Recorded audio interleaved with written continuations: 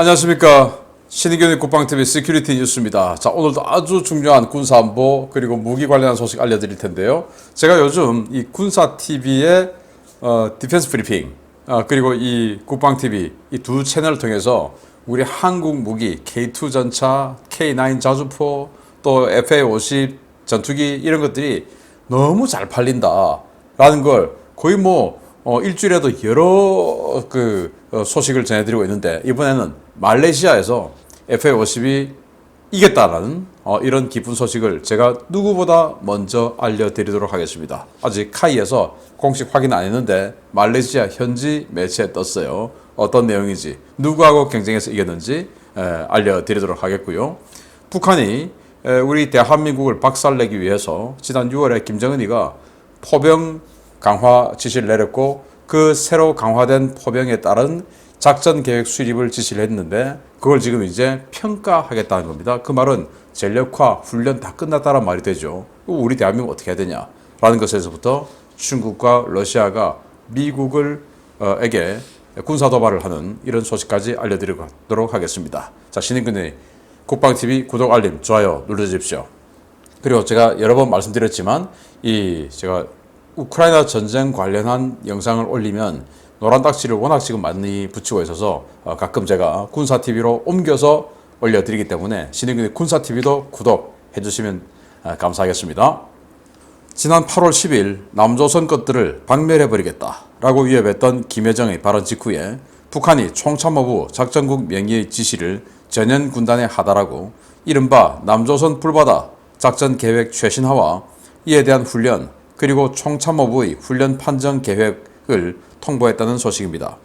최근 새로 배치된 신형 미사일과 대구경 방사포들의 화력 투사 자켓 수립이 끝난 것으로 보입니다. 북한이 지난 8월 29일 총참모부 작전국 명의로 전형 군단들에게 2기 전투 정치 훈련 판정 요강을 하달했으며, 이번 판정 요강은 지난 6월 수정된 새 작전 계획에 따라 새로 편제된 부대별 협동작전 지휘능력 판정에 중점을 두고 있다고 북한 전문 매체 데일리 NK가 9월 5일 보도했습니다. 매체는 북한군 내부 소식통을 인용해서 이번 판정 요강은 지난 6월 당 중앙군사위원회 확대회의의 결정대로 수정된 작전 계획에 따라 새로 편제된 부대별 협동작전 능력 판정에 대한 내용이다 라며 8월에 판정 요강이 내려온 것은 이례적이다 라고 전했습니다. 북한은 통상 7월 1일부터 9월 30일 사이에 실시되는 2기 전투 정치 훈련에 대한 판정 요강을 9월 중순 이후에나 일선 부대로 내려보냈는데요. 소식통들은 통상 일정보다 보름 이상 빨리, 그것도 전현 군단만 지정해 하달한 것은 이례적이라는 반응을 보이고 있습니다. 주목할 만한 것은 통상 일정보다 훨씬 빨리 내려온 판정 요강의 핵심 내용입니다. 이 판정 요강에는 7월부터 전선 동부, 서부, 중부 군단에 전진 배치된 각종 화력 무기 편제들과 기존 부대들의 협동작전 지휘 능력을 평가하는 것이 핵심이다 라고 명기되어 있는데요. 이는 북한이 최근 선보인 신형 방사포와 전술 탄도미사일 등의 화력 자산과 기존 전형 군단 자산 간의 합동작전 시스템을 점검하고 평가한다는 의미입니다.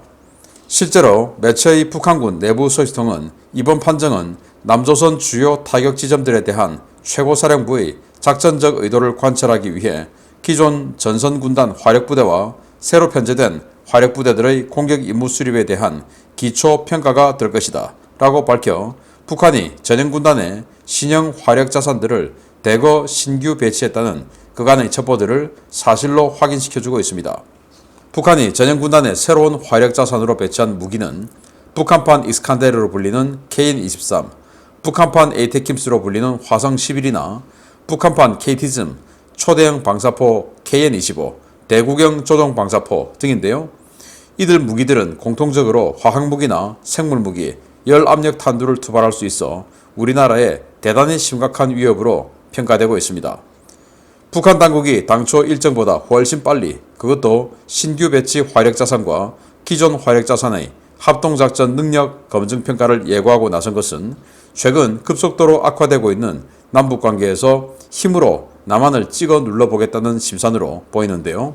부디 새 정부, 지난 정부에서 10년 일정의 국산화로 결정지은 한국형 아이언돔 사업을 전면 재검토해 긴급 도입 형식으로 당장 필요한 요격 자산을 서둘러 갖춰주기 바랍니다.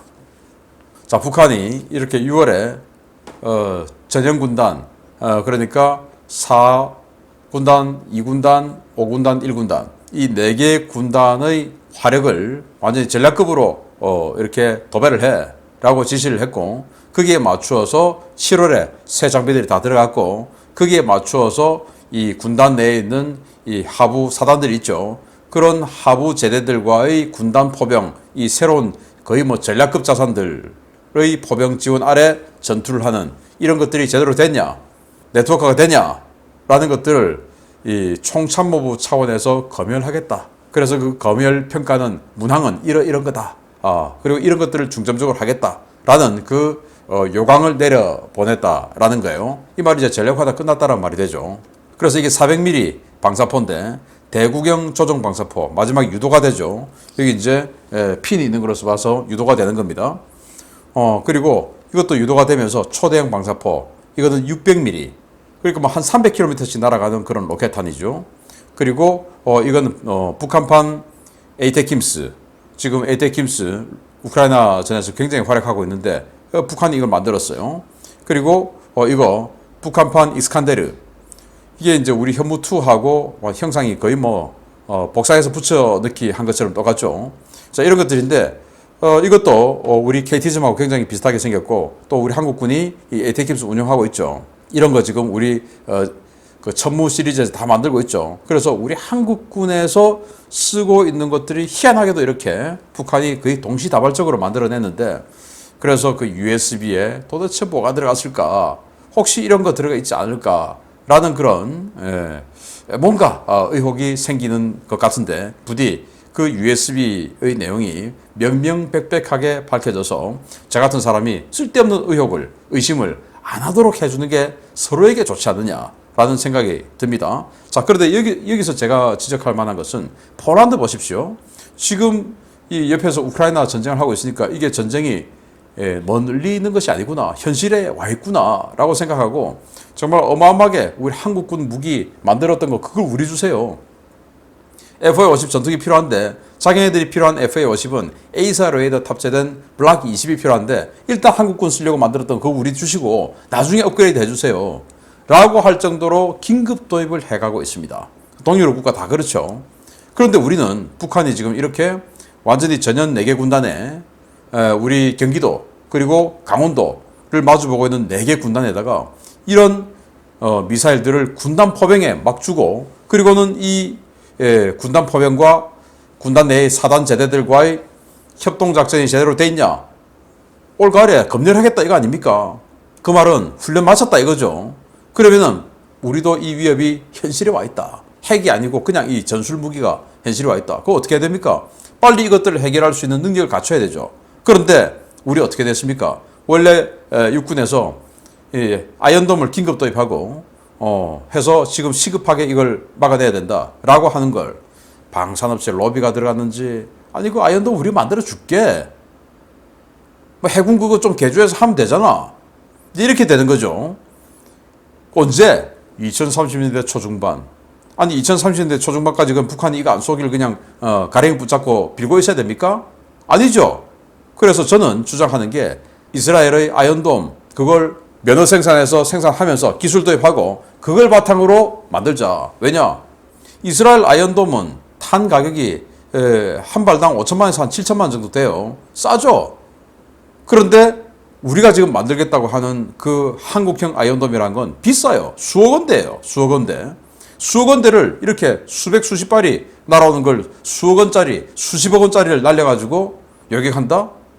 아니 아이언돔처럼 5천만 원, 7천만 원짜리를 쏴가지고 요격을 해야 되죠. 전쟁은 돈 싸움이에요.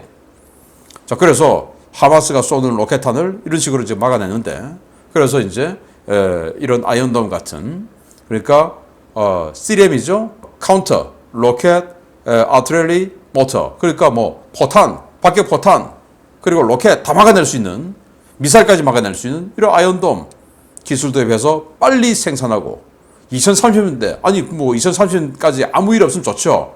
그러면 2030년 이후에 북한이 지금 같은 저런 위상을 갖고 있겠다? 제가 봤을 때 2030년대 북한 정권 체인지되지 않을까라는 생각이 들 정도인데 지금이 급하거든요. 2020년대가. 그래서 이렇게 방산업체가 그들의 이익에 우리 국가안보가 멱살 잡혀서 끌려다녀서는 안 된다라고 생각합니다. 방산업체가 제가 오늘 세 번째 아이템에 이 방산업체인 카이가 FA50 수출하게 돼서 기쁘다라는 걸 말씀드릴 텐데 그거와 우리 안보는 별개예요.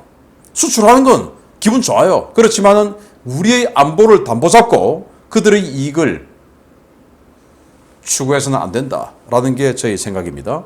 빨리 아이언돔 긴급 생산해야 되지 2030년대 중반까지 어쩌고 저쩌고 무슨 우리 하나 디펜스 또는 LIG 넥스원 그들 매출 올려주기 위해서 대한민국이 존재하는 겁니까? 아니죠. 대한민국 안보를 위해서 그 방산업체들이 존재하는 거죠. 주객이 전도되면 안 된다라는 말씀 드리면서 두 번째입니다. 아무래도 중국이 지난 8월 예고했던 최신의 전투함의 알래스카 인근 무력 시위를 러시아와 같이 하려는 모양입니다. 중러 연합 함대가 홋카이도 방면으로 빠르게 이동하고 있으며 곧 라페루즈 해협을 통과할 것으로 보인다는 소식입니다. 오는 9월 7일까지 러시아 동부 군광구 주관의 다국적 연합훈련 군사훈련인 보스토크 2022에 참여하는 중국과 러시아 연합 함대가 지난 주말 일본 홋카이도 인근 해역에 나타나 실탄 사격을 하며 무력 시위성 훈련을 실시하며 동진 중이라고 일본 통합망료 간부가 9월 5일 밝혔습니다. 통막은 지난 9월 3일 15시경 해상자위대 제7호위대가 홋카이도 서쪽 약 190km 해역에서 동진하는 러시아 해군 함선 3척, 중국 해군 함선 3척을 확인했으며 이들이 해당 해역에서 실탄 사격을 실시하고 있는 모습을 감시 추적했다라고 밝혔습니다. 해상에서 라페루즈 해협으로 이동이 식별된 함정은 러시아 해군 2200톤급 스텔스 미사일 초계함인 스트레구시급 소보셔니함, 크롬키함, 알다르치텐자포프함 등 3척과 중국 해군 055형 구축함인 난창함, 054A형 호위함인 옌청함, 903A형 군수보급함인 동핑허 등 3척으로 확인되었습니다. 이들은 9월 3일 홋카이도 서쪽 190km 해역에서 실탄 사격 훈련을 실시한 뒤 9월 4일부터 9월 5일에 걸쳐 라페루즈 해협을 통해 오스크 해로 빠져나가는데요. 한국 시간으로 9월 6일 현재 이들은 오스크 해에서 실탄 훈련을 실시 중이지만 오는 9월 7일 훈련이 종료되기 때문에 훈련 종료 이벤트성 행사로 모종의 연합 무력 시위를 벌일 가능성이 제기되고 있습니다. 중국은 이번 훈련 출정 전에 최신의 구축함을 알래스카 연안에 보내 항행의 자유작전을 벌이겠다고 공언한 바 있는데요. 러시아가 앞장서고 중국이 뒤따르는 대형으로 동진 중인 이들이 정말 미국 앞마당에서 무력 시위를 벌일 배짱이 있을지 한번 지켜봐야 하겠습니다. 자, 중국과 러시아가 지금 동해 북쪽에서 이 연합해상훈련을 9월 1일부터 9월 7일까지 진행을 하는 과정에서 태풍이 불어서 조금 애매했겠죠. 자, 그래서 지금 이 지역 홋카이도 서쪽 190km 이 해역에서 중국과 러시아 해군 함선들이 이 사격 훈련을 하고 그리고 이제 이렇게 빠져나갔다. 요게 9월 3일, 요게 이제 9월 4일에서 5일 이렇게 빠져나갔다. 아마 태풍이 이렇게 불어오니까 피항하는 측면도 있고 두 번째는 빠져나가서 돌아오면 피항하는 것이고 빠져나가서 계속 가면 이제 알래스카 앞으로 가서 미국에게 무력 시위를 하는 것이죠. 왜냐? 중국이 그렇게 하겠다고 이미 공언을 해놓았으니까 그걸 중국 혼자 하지 않고 러시아하고 같이 하겠다라는 것이죠. 그래서 이게 이제 일본 초계기가 찍은 사진인데요. 여기 보시면 054A 연청함 4,500톤급 호위함이죠. 그리고 만톤 넘는 초대형 구축함 난창함, 중국판 이지스, 중국판 주말트라고 하는 이 난창 이렇게 해서 하나 군수보급함 대동하고 이렇게 이제 큰 군함들이 가고 러시아는 지금 배가 없어가지고 2,200톤짜리 스텔스 미사일 초계함 이 3척을 여기다 갖다 붙였는데 그거 가지고 굉장히 이 베링해 쪽에 엄청나게 파도가 세던데 견딜 수 있을지 모르겠습니다. 아무튼 이렇게 해서 6척의 함선이 알래스카 쪽으로 가서 무력 시위를 할 것 같다라는 소식을 알려드리고 세 번째 기분 좋은 소식 알려드립니다. 지난달부터 사실상 유력하다는 평가를 나왔던 말레이시아 공군의 차세대 경전투기 사업의 승자가 FA-50으로 결정되었다는 현지 언론 보도가 드디어 나왔습니다. 아직 카이는 공식 입장을 확인해 주지 않고 있지만 구체적인 옵션까지 보도된 상황이어서 말레이시아 정부의 공식 발표만 남은 것으로 보입니다. 말레이시아 공군이 차세대 경전투기 사업 LCA 프로그램의 최종 승자로 한국항공우주산업의 FA-50 블락 20을 선정했으며 1차분으로 18대의 경전투기 인수가 곧 시작될 것이라고 말레이시아 현지 군사 전문 매체 디펜스 시큐리티 아시아가 9월 4일 보도했습니다. 매체는 신뢰할 수 있는 말레이시아군 내부 소식통에 따르면 말레이시아 공군은 FA-50 블락 20의 변종을 도입하기로 결정했으며 이 모델은 최근 폴란드에 수출이 확정된 모델과 거의 동형이다 라고 전했습니다. 매체는 FA-50은 FA-50 시리즈 가운데 가장 큰 변화가 이루어진 기종이라며 이 전투기에는 최신 에이서 레이더가 탑재되었고 F-16 최신 버전에 적용된 것과 같은 링크 16 데이터 링크 시스템은 물론 미국 록히드 마틴의 최신형 타겟팅 퍼드인 스나이퍼 어드밴스드 타겟팅 퍼드가 적용되어 있다라고 소개했습니다. 매체는 또 말레이시아 공군이 도입할 FA-50 모델은 최신형 암람 중거리 공대공 미사일과 제이담과 각종 레이저 유도 폭탄 운용 능력을 보유하고 있으며 영국 코밤사에서 개발한 코밤 공중급유 시스템까지 갖추어 채공 시간이 크게 늘어났다라고 전했습니다. 매체가 인용한 군 내부 소식통은 FA-50은 실전에서 검증된 기체이지만 어떤 도전에도 대처할 수 있는 능력을 제공해주는 것으로 평가되었다. 라며 구체적인 도입 수량은 미정이지만 1차분으로 18대, 2차분으로 18대를 나누어 도입하는 형식으로 총 36대가 도입될 것으로 보인다. 라고 전했습니다. 말레이시아는 경쟁 기종보다 획득 비용과 유지 비용이 저렴하고 한국과 필리핀, 태국 등에서 이미 검증된 성능을 보여주었으며 전반적인 성능과 신뢰성이 경쟁 기종을 압도하는 FA-50에 후한 점수를 내준 것으로 전해졌는데요. FA-50 블락 20의 차세대 경량 전투기 시장 독주, 이제 본격적인 신호탄이 오른 것 같습니다. 자, FA-50 제가 거듭 말씀드리지만 T-50 훈련기 시절에는 너무 성능이 좋아서 안 됐어요. 너무 성능이 좋다는 것은 가격이 비싸다는 말이 되겠죠. 아무도 초음속을 못하는데 혼자 초음속에서 막 1.5 뭐 그렇게 애프터버너 엔진에 갖다 붙이다 보니까 당연히 가격 비싸지고 또 그런 강력한 기동력을 보장하려 하다 보니까 이 동체 가격도 비싸지고 이래서 이 이탈리아의 M346에게 많이 졌습니다. 그런데 전투기 시장, 경전투기 시장에서 이 스텔스 시대에 미국 공군참모총장이 그랬죠. 페라리 타고 마트 가냐, 페라리. 마트 갈 때는 픽업 타고 그냥 조그만 승용차 타고 그러지 않느냐. 그래서 이 레저 할 때 사용하는 그런 차하고 같이 봐서는 안 된다. 그래서 F-35가 할 일과 이런 4.5세대 전투기가 할 일이 따로 있다. 이렇게 찰스 프롬 미 공군 참모총장도 이야기를 했죠.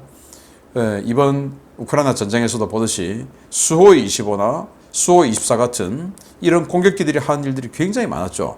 그런데 FA-50처럼 그런 능력을 가지고 있으면서 정확하게 타격할 수 있는 능력이 있으면 지금 보여주고 있는 수호이 25나 수호이 24보다 훨씬 더 많은 전과를 올릴 수가 있겠죠. 그래서 이제 이게 각광을 받게 되는 것인데 또 상대적으로 이 5세대 전투기 가격이 너무 올라가고 그리고 운용 유지 비용이 감당을 못하는 수준까지 치솟아 오를 기미를 보이고 이러기 때문에 운용 유지 비용이 아주 적고 그리고 한국이라는 나라가 대량 운용하고 또 록히드 마틴의 라이센스가 상당히 들어가 있기 때문에 신뢰성 있고 이런 차원에서 이 FA-50이 각광을 받지 않나. 그래서 여기 보시면 에이사 레이더 장착해준다. 이제 지금 사양을 보면 그리고 공중급유 장치 장착한다. 그리고 암람 중거리 공대공 미사일 운용한다. 에이사 레이더가 이제 탐지거리가 좀 되니까. 그리고 헬멧 마운티드 큐잉 시스템 딱 장착하고 그냥 쳐다보면 바로 열추적 미사일 쏠 수 있게끔 옛날처럼 기체 움직여 가지고 꼬리 잡고 이게 아니고 그냥 나는 이쪽으로 가면서 저쪽에 저쪽으로 도망간다. 그럼 쳐다보면 되는 거죠. 그러면 미사일 딱 쏴버리면 날아가는 이 헬멧 마운티드 큐잉 시스템 장착하고 그리고 그 연동되는 사이드와인더 9X 미사일 장착하고 그리고 이제 제담 같은 정밀 유도 무기 이런 거 다 할 수 있으니까 얼마 좋냐. 그리고 가격도 싸다. 폴란드가 도입하는 가격이 프로그램 코스트로 즉 여유 부품, 교육 훈련, 그리고 무장 일부 이런 거 다 포함해서 대당 6,200만 달러. 그러니 싸다. 운영 유지비도 제일 싸다. 한국 공군 발표대로라면 시간당 3,700달러. 제일 싸다라는 것이죠. 그래서 이 FA-50하고 경쟁했던 게 중국, 파키스탄 공동개발의 JF-17, 그리고 인도의 테자스, 그리고 우리를 항상 물먹였던 이탈리아 레오나르도의 M346FA, 그리고 터키가 만든 후어젯, 뭐 이런 것들이에요. 그리고 러시아가 미그 35 체급에 안 맞게 경전투기 시장에 중형 전투기 들이댔는데 이것들을 다 이기고 우리 FA-50이 36대, 폴란드에 48대, 자, 이렇게 승전보를 울려주고 있다라는. 근데 아직 카이는 공식 발표 안 했어요. 자, 보시다시피 이렇게 말레이시아 현지 언론에 나왔습니다. 그래서 제가 누구보다도 빨리 이 소식을 전해드렸는데 여기는 공군 고위 관계자의 믿을 만한 공군 고위 관계자에 따르면 이라는 소스를 통해서 말레이시아 현지 언론이 이렇게 밝혔고, 그걸 제가 카이보다 먼저 여러분들께 알려드리는 겁니다. 기분 좋습니다. 자, 마치겠습니다. 감사합니다.